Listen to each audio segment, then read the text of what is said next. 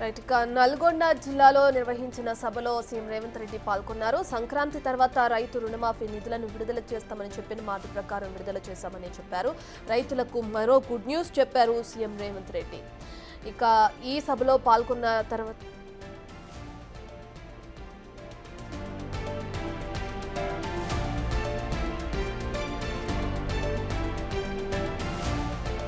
రైతులకు రేవంత్ సర్కార్ ఇక మరో గుడ్ న్యూస్ చెప్పింది. సంక్రాంతి తర్వాత రైతు భరోసా నిధులు విడుదల చేస్తామన్నారు. అప్పుడు రుణమాఫీ చేశాం అన్న రేవంత్ ఇప్పుడు నల్గొండ గడ్డ నుంచి మాటిస్తున్నట్లు ప్రకటించారు.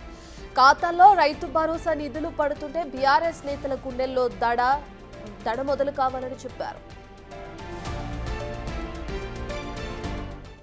రైతుకి ఇస్తున్న బోనస్ కావచ్చు, నిరుద్యోగ యువకులకు ఇచ్చిన 55,000 ఉద్యోగాలు కావచ్చు, ఫ్రీ సిలిండర్ కావచ్చు, ఆరోగ్యశ్రీ కావచ్చు, అన్ని పథకాలు మనం అమలు చేస్తున్నాం, ఇంకా చేస్తాం. ఈ గడ్డ మీద నుంచి చివరిగా ఒక్క మాట చెప్పదలుచుకున్నా.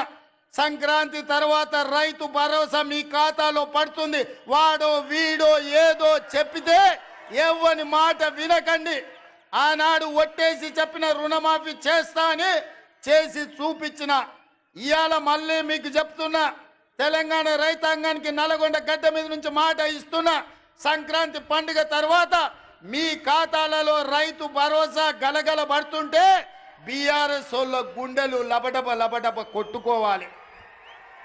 అదే విధంగా నల్గొండ రైతాంగానికి, తెలంగాణ రైతాంగానికి విజ్ఞప్తి చేస్తున్నా, సన్నాలే పండించండి. సన్నాలకు 500 రూపాయల బోనస్ ఇచ్చి మీ పంట కొనే బాధ్యత, చివరి గింజ వరకు కొనే బాధ్యత మన ప్రభుత్వం తీసుకుంటుంది. మీ బోనస్ మీ ఖాతాలో పడుతుంది. ఎవడెన్ని చెప్పినా నమ్మకండి. మీరు నమ్మకంగా సన్నాలు పండించండి. రైతు రుణమాఫీ కావచ్చు.